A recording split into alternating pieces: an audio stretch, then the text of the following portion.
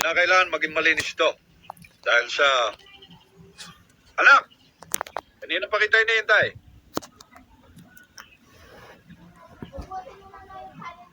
Ninong,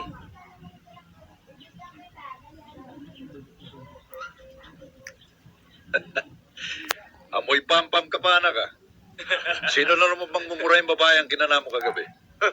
Boss! Matagal ko na yung sinasabi sa'yo. Pamburikak lang ang inaanak mo. Ipilit mo yung singgaw sa trabaho ng mga barako.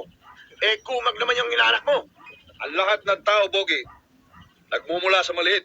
At itong inaanak ko, balang araw, magiging malaki. Mas malaki sa'yo. Anak, kaya kita ipinatawag, may patatrabaho ko sa'yo. Merong isang club na pag-aari ng isang ihudiputang ang pangalan ay Agapito. Ayaw nang magbigay ng tarantadong yon.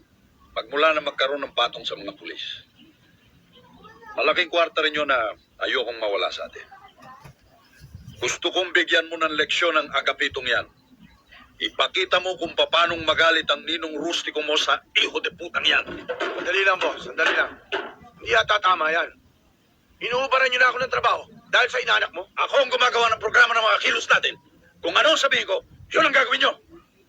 Ninong, kakausapin ko lang utong baso sa to, Sandali lang. Mukha yatang minamaliit mo akong Bogi, Kung may bayag ka, may bayag din ako. Alam ko marami ka na napatay. Pero ito lang sasabihin ko sa'yo.